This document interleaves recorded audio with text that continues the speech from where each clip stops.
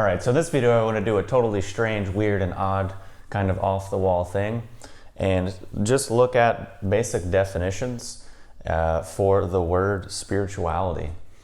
And so for many years I've really been puzzled by things like spirituality, things like many other sort of talismanic, hypnosis-inducing, trance-inducing words, and really paid attention to what people actually mean by those words, what they mean in themselves, and what that meaning looks like when it shows up in the world.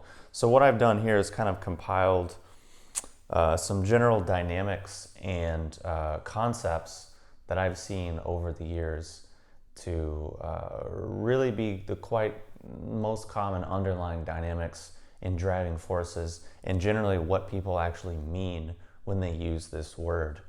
Now, just from the very get-go, everything I'm saying and putting forth in the video, just want to be abundantly clear that I'm not saying anything is right or wrong, good or bad, better or worse, or that anyone should or shouldn't do anything. That's not my intention, that's not my aim, that's not my focus, and I personally don't really care.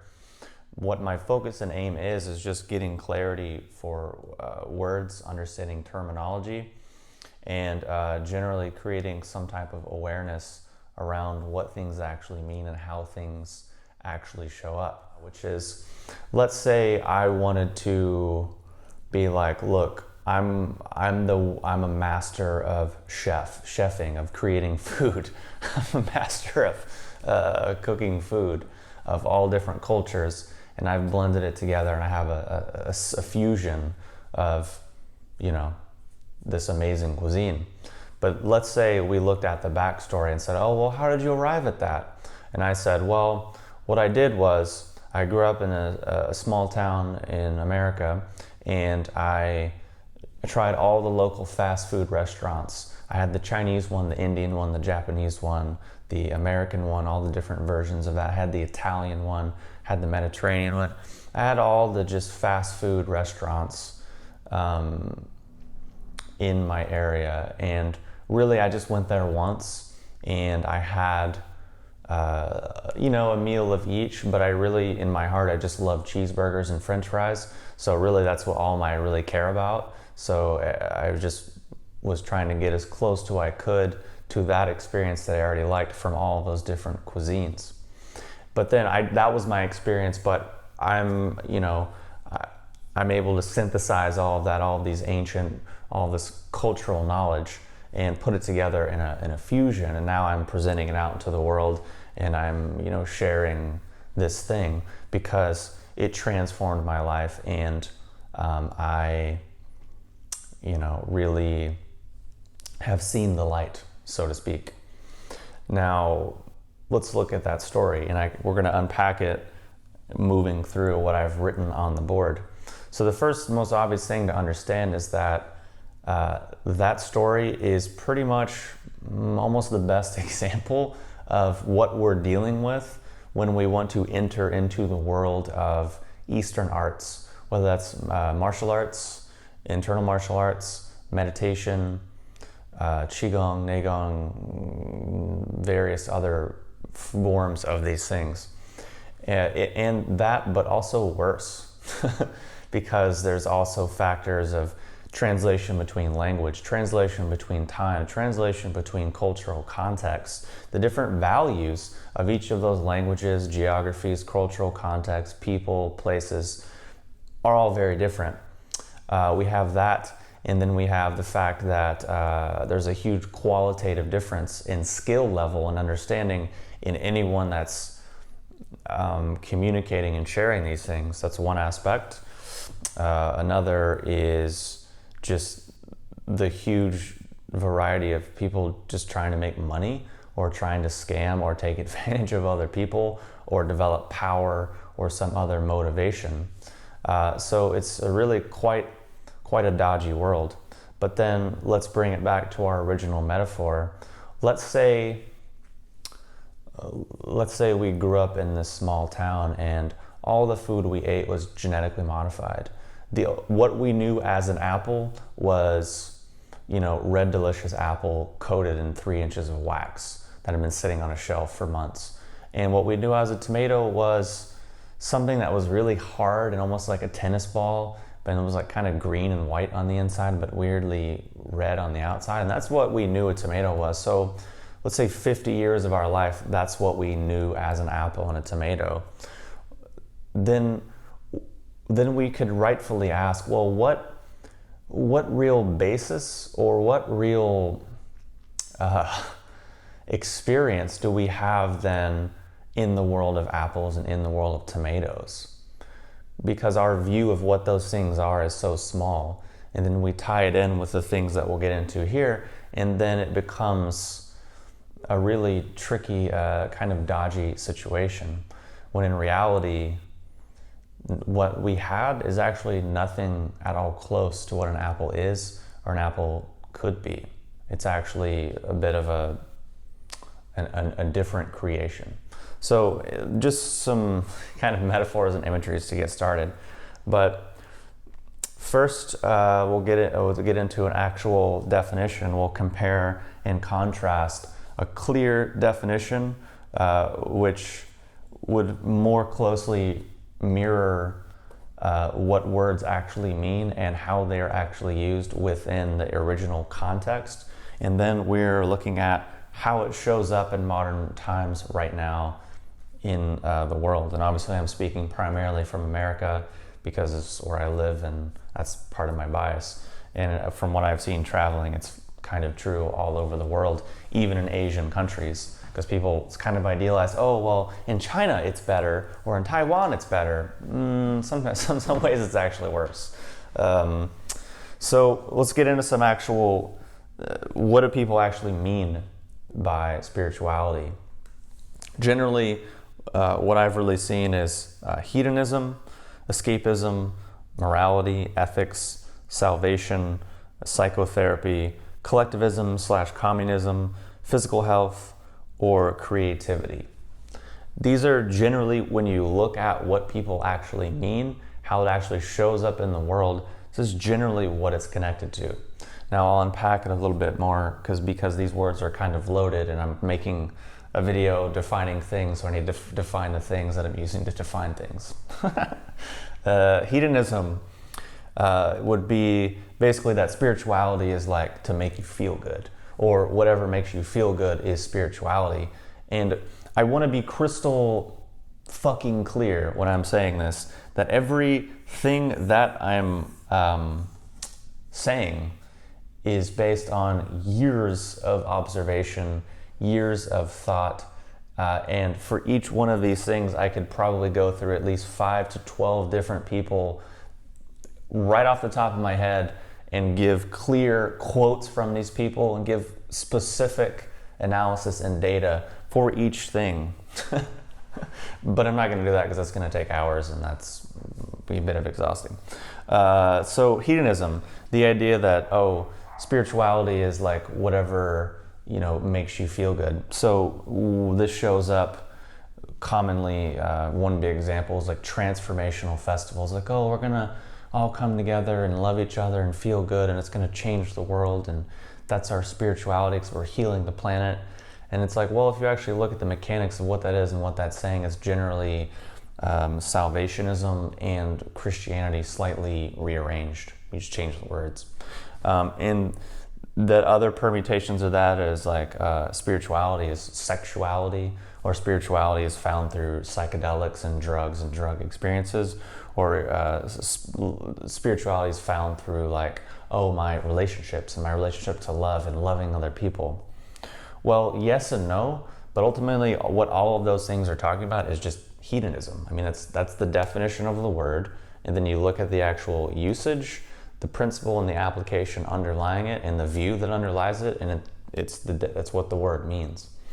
But again, this will all make sense as we unpack this, because okay, so the next one is escapism, and meaning like this world sucks, or this reality sucks, or it's bad, or it's evil, or it's full of sin, and we need to get to a better, higher place somewhere else, something else, someplace else that will be better. So we've been given the the commandments or the rules or the path from on high, and we just need to follow that and we'll get to the promised land. And this is a really common one where people are just like, oh, this world is an illusion, everything's an illusion, and everything's temporary and transient, so it all sucks and this and that. And it's like, well, if it's all such an illusion, then why are you so bothered by it? If it's all such an illusion and it's all so shitty, then why do you feel such a need to escape it? It's like someone could tell me the moon is made of cheese, and that might be an illusion, but ultimately I don't really give a shit, and it doesn't really weigh in on my life in any real practical way. So why am I gonna get upset about it? Or I might go out at night and look at the moon reflecting on water. That's an illusion, but ultimately, so what? It's kind of, well, what is the nature of the experience that I'm found in? Oh, okay.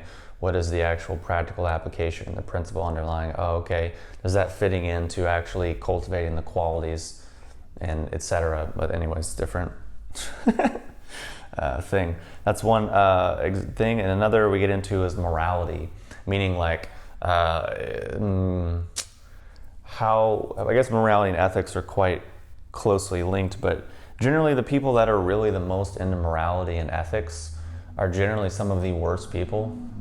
It's strange how that works.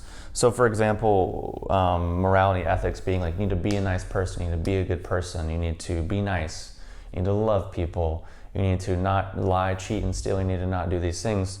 But it's like the only reason you need rules to tell you to not do those things is because you have some internal lack or some internal discord which causes you to need to lean on something, because those things go together.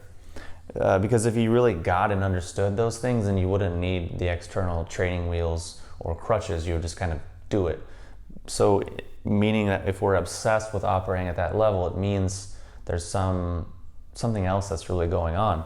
And again, those things are really important. How we show up in the world, how we relate to the world and other people is very important, but it will tie back in because we're going to touch on self-cultivation in a bit and understand how that fits into this whole thing, because obviously everything that I'm listing is a natural, relevant, important part of the human experience, obviously, because if it weren't, then we wouldn't be talking about it.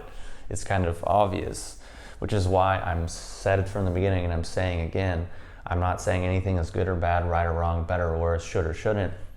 Again, clarity, trying to talk about things in a conceptual way to have deeper understanding.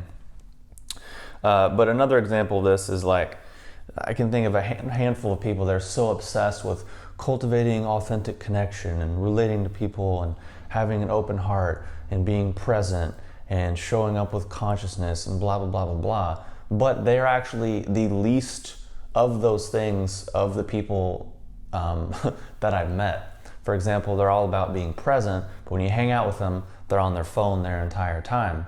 They're all about connection and spiritual this and that, but when you hang out with them, they're like this to everyone. Or, they're all about like spirituality and higher consciousness, but you hang out with them and all they talk about is how shitty everyone is and how shitty the world is and how much better they are than everyone else because they're spiritual, because they have some spirituality or some aspect that they perceive of as higher consciousness, when in actuality is fucking trivial and no one gives a shit. But that's generally, these dynamics show up and are quite common. And another aspect is salvation, and I guess that ties back to escapism, but it's also a separate thing because we relate to things that we are perceiving as spiritual as meaning like, oh, it's going to save me, it's going to give me some higher reward if I only just do. And another aspect is basically psychotherapy, meaning this is another really common where people just get so up in their head and dealing with their issues and healing their traumas and getting over their past and doing this and getting caught up in that. And then 40 years down the road, they're still doing the same shit. And that's good. That's basically going to be the underlying theme of everything on this category, is that it's pretty much exactly mirroring the example I gave from the beginning of the famous chef who just loved cheeseburgers and like ate at the worst examples of each aspect of culture once and then wasn't believed he understood all of these things. Because basically what happens is all of these things are inherently self-contained and deeply, what's the word? Just self-contained, I guess, is the right word. So basically all what ends up happening is just a hamster wheel of consistently rearranging itself under new labels and ideas. The best example of this is like people are, say, brought up in the world, which gives them very materialistic, capitalistic values and ideas. So they say, oh, well, that's empty, or that's shallow, or that's going to harm the planet. So what they do is they don't look at what those things are. They don't understand them in a clear way. They don't even really know how to articulate them or see that they're even there. They don't see where they came from or how they're affecting them, and then how they show up in the world at large. What they do is just say, oh, well, that sucks. I'm just going to do this other thing. Well, now I'm a Buddhist, so now I'm in a non-attachment, and the physical world is an illusion, so I don't like it. So I'm just going to be here now and just forget about everything else. That's fucking delusional. That's just that's just called denial, literally. I mean, if we look at what the words mean, we look at the actions, they go together. And it has nothing to do with Buddhism at all. Maybe like Tibetan Buddhism or Buddhism, where people are just trying to make money and capitalize on naive Westerners, maybe, but whatever. That's just generally kind of the underlying theme, which again will get more clear as we go on. Another example is collectivism/communism. So you get people that are just obsessed with oneness, or obsessed with dissolving themselves into this puddle of like group nothingness. They want to be like this blob or this like jello pile, because being an individual or dealing with that aspect of reality is painful, hard, and difficult. So it's just much easier to connect with and project our energy into something we perceive as higher or better, and try to just like, oh, well, that'll just give me salvation and help me escape and make me feel good and make me a better person and help me deal with my issues, so I'll just do that. But no, that's just what it is. Another aspect is people think spirituality is their physical health. So they get obsessed with extreme diets and extreme supplements, and they kind of just get on this hamster wheel of just buying and consuming. Which mostly lying under these things is just, again, those dynamics and the constructs that we came in with in the beginning, which is inherently based around manipulating and repressing and suppressing powerful dynamics within our psyche, within our actual body, through the mechanisms of marketing and popular religion, these other things. And this has clearly historically been documented and understood, but again, different thing. But what I mean by that is it's consistent on internal lack. It's consistent on a hamster wheel of the problem and the solution are the same thing, but they're both actually poisonous. So they both keep you addicted and on the wheel. That's how it works. And then the last thing that often shows up is like creativity, where it's like, oh, well, my spirituality is like my creativity. It's like I'm an artist, I'm a creative living being, and that's how I'm, a spiritual whatever. But finding the underlying dynamics of similarity between all these things, what they generally have in common is they are vague and directionless. What I mean by vague and directionless is literally what those words mean, which is like vague, poorly defined, fuzzy, foggy, massively open for interpretation. Directionless meaning without a clear direction, a clear path of evolution, a step 1, 2, 3, 4, 5, 6, 7, 8, 9, 10, 11 on. That's what I mean. Those two pieces are completely missing, as well as a larger context of organization. Because what happens is we have all of these things, so people show up in the world and like they're doing Chinese martial arts over here, South American shamanism there, Chinese medicine here, crystal healing, sound healing, a little bit of shamanic dance, a little bit of ecstatic dance, and then a little bit of journeying, a little bit of this, a little bit of crystal bowl healing, a little bit of Reiki, a little bit of Tibetan medicine, a little bit of craniosacral, doing all of these things in basically just creating like a soup, a cocktail of, again, the example that I gave in the very beginning, just kind of one example of the worst examples of a thing, and then mixing it all together based on a pre-existing limited understanding of what the thing was and what it actually meant in the first place. But then not even knowing that that's happening, and then relying on a lot of other medication and support to basically uphold that level of delusion. And generally, why these things work is because their engine, their juice, their glue, so to speak, is sentimental and emotional. And what I mean by that is contingent on belief, faith, and hope. Because you need belief, faith, and hope, you need sentimentality and emotionality when something is in fact vague and directionless. Which this shows up quite commonly and clearly in people just like having the idea that, oh, well, all paths lead up the mountain. It's like, well, wait, who the fuck told you, and who decided there was just one mountain? Maybe there are loads. Maybe there are tons of mountains. Maybe all of the mountains aren't even mountains. Maybe they're actually vague hills that really don't have anything to do with any type of mountain. Or maybe you get up there and it's a volcano, or you get up there and it's a black hole, or you get up there and it's just an ice cap, or you get up there and there's no one there, or so many other possible things that no one has even considered. But again, it all kind of goes together. And because they're, again, products generally of this marketing capitalism type of construct of a world that we're all brought up in the modern times. Which, if you watch, there's a documentary called Century of the Self. Part 1 of that pretty clearly illustrates how a lot of that came together in the last 100 years, I should say. So basically, to sum a lot of these up, basically what they are generally saying, and in practice and in theory, is that spirituality is emotionality or subtle sensations on my nervous system connected with mental projection, and some interrelationship between all three of these things that are using a ton of belief, faith, and hope, because they're generally vague and directionless. Which, again, there's nothing wrong with it, because these are all natural, important aspects of human life.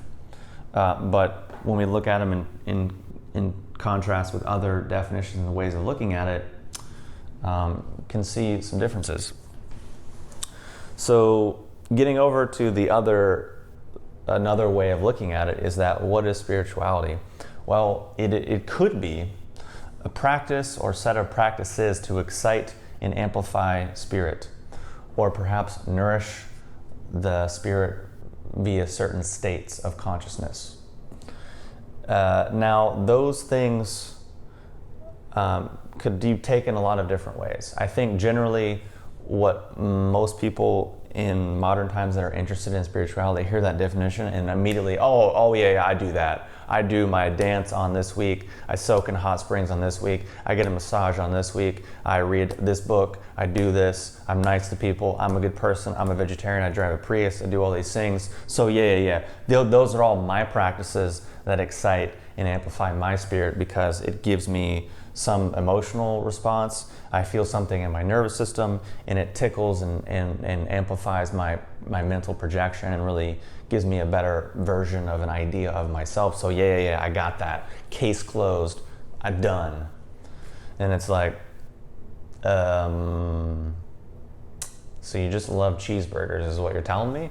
And that's really all you want to eat, is just a good old-fashioned American cheeseburger, a quarter pounder with cheese with a side of French fries and a Coca-Cola. Okay, that's fine. Like, that's anyone's right. But when I read this, I understand, or my interpretation is, that presupposes skill and quality. That presupposes a dozen or more fucking things.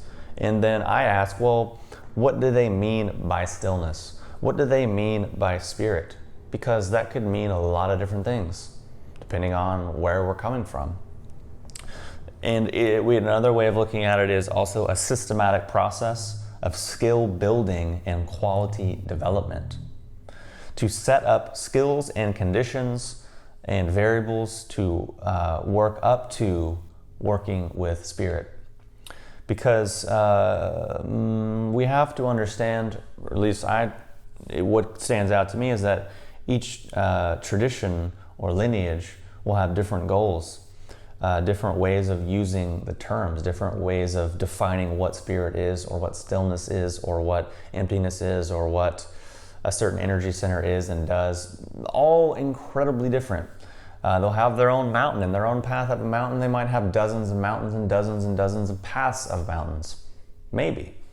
And different skills and qualities that they are looking for and valuing, depending on the lineage of the tradition, and then also depending on what part of the world it comes from, and a whole host of subtle, nuanced variables that all make quite a large difference. But what stands out is, number one, a clear definition of terms, a clear definition of principles, a clear definition of skills, thus implying objective management, objective guidance, objective judgment, meaning you have the skill or you don't, you have the quality or you don't, or you're working along the path, or you have this quality over here but you're trying to get over here. And that is implying a clear path, a clear thing. When we look at the word tradition and lineage, tradition is a specific way of doing things. It's a certain recipe, it's a certain formula, it's a specific path, and a lineage would be a take on that, or a line of people who all went down a certain path and are basically have a path of a path in a way. I don't know. But really, the fact is, it's not really contingent upon really much of what's happening over here on the left side. It's actually something quite different. It's actually a different understanding that's not cerebral, not theoretical, not emotional, none of the glue and the drug-like conditioning that we have in the modern world, because it doesn't come from this world. Because it is, I don't mean it doesn't come from this world. I mean, it doesn't come from the modern paradigm. It doesn't come from that. It's something very different. But what happens is, over here, we're like, oh, I'm a modern person, I got everything figured out. And this is something, just as a side note, something that always was really peculiar to me as when I would work with people one-on-one, when I would give lectures or do shit like this, or teach classes, or hang out with people, or even just observe interactions between practitioners that I would see and their clients, and then friends that I have that are practitioners and their clients. And basically what I understood is, people tend to live their lives with the idea that they have everything like 99% just like figured out. And they just need that one extra little like thing, and that'll just like, complete everything. I'll just have it all just dialed in and figured out. And this shows up in both ways. First, like, I'm great and I have everything figured out. But the other side of it is, I'm a piece of shit and I don't know anything. But those are both the same thing. It's just they go together, and because in order for you to really believe that you're a piece of shit, you have to like really believe that you're a piece of shit. And how do you really even know that? Like, that's a big leap of faith to just say, your entire this, entire that is just a fucking terrible and you don't know anything. It's like, that's a pretty arrogant, entitled position to have. I mean, it is really quite that.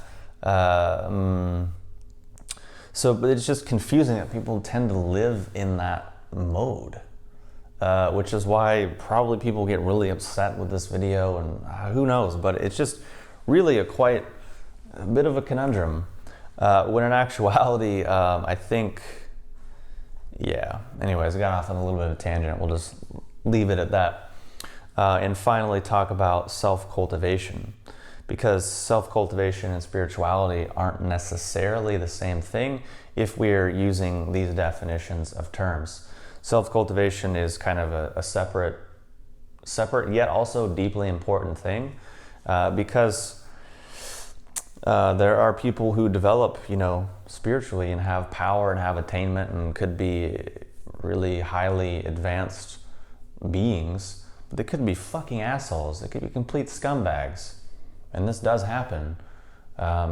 So the idea that somehow being spiritual and being a good person or being a moral, ethical person is the same thing, that's just an extension of monotheism and probably Christianity staining our perspective and the conditioning we get through like Santa Claus and Jesus and stuff like that, that causes us to think that being a martyr or being a savior or, harming ourselves for others is like the most noble thing you can do. When what we have to really understand is that if we're talking about ancient Eastern spiritual practices or any type of ancient real system in general, the paradigm that we have over here in modern times is not generally compatible with the other one. So if we're showing up over here, and actually now I just remembered what I was saying before I got on the tangent, which is that if we're not even aware that we have that mechanical conditioning, we don't know what it is, we don't see it, we don't see how it shows up, we don't understand it at all whatsoever, generally other things are going to be just a little weird or distorted, or it's not going to make a lot of sense. And it's not necessarily that much of a cerebral process. It's not that intense. It's fairly quite simple. And I guess one example that reminds me of people that go to school for Chinese medicine. Oh, it's so difficult. I just can't understand Chinese medicine and philosophy. I'm like, you can't understand it because it's so simple. Like it's something that's it's not generally that cerebral. It can be really quite simple, but also generally things are taught poorly by people who don't understand what they're even talking about. So I'll give you one example of this to illustrate the point. As I went to this Chinese medicine workshop, and I literally couldn't stay awake because it was so boring the way the guy was teaching it, and it was just like, what is wrong with you people? Like, how is this at all related to anything? Anyways, that was me. But he's talking for like 3 hours about this concept of the ancient philosophers were understanding the world as if they were looking up through like a horse cart. They're riding in the back of it, and there's like a circular roof on top, but there's a hole in the middle, and they can see the Big Dipper, and it's like they're looking out and they're understanding like heaven is earth, but then like the earth or heaven is round, and then like the earth is flat. And he spent like 3 to 4 hours just explaining this idea in so much ridiculousness. And then I was eventually like, have you ever noticed if you go outside and you just like stand in a field, feels like you're in a dome, meaning it looks like it's a circle, but then like you look out and it seems like it's like a flat square. Have you ever done that? And he paused and was like, you know what? That's actually true, that's right. And then paused for a while and his head trailed off. And then I was like, look, I thought to myself, 4 hours explaining bullshit when we all could have just gone outside and been like, hey, have you ever noticed that you're a human being on planet Earth right now? Oh, have you ever noticed that the people who that wrote the things that you're studying were also people on planet Earth? Imagine that. Okay, well, let's stand here. Okay, do you notice how if it has a quality that is like this? Can you see it? Ah, not too bad. Do you see that there's a quality that's like this? Ah, yeah, okay. Boom. Can we move on? Didn't really take 4 hours. It's not to say that every concept is that simple, but some of them really can be, and sometimes it's just so mind-boggling that. But the thing is when you're running this Kool-Aid, when you're running this operating system, you're generally not even on the planet, because behind it, the cosmology behind it removes you from yourself, removes you from your environment, because the English language and our modern cosmology is inherently salvational, inherently based on escapism, inherently hierarchical. It's built in creationist. It's built into our language. So you're running this operating system and doing these things So whatever comes out of it's probably going to reflect that and probably be a little bit distorted. And you would be amazed. Anyways, okay, I'm not going to get off that tangent. But anyways, self-cultivation, spirituality, interrelated. Self-cultivation, very important. Self-reflection, self-analysis, reflecting on your actions, reflecting on your words, reflecting on your impact on the world, studying it, wanting to have a better impact in the world, wanting to show up in the world in a better way. A fantastic, very nice thing to do. Doesn't necessarily have a lot to do with spirituality, though it can definitely help. That's just my opinion. But that's just also another thing that people are construing together. Anyways, hopefully this has been helpful, or at least entertaining. I don't know. Just wanted to go through and talk about terms and define them, and yeah. So anyways, thanks for watching, and I will talk to you soon.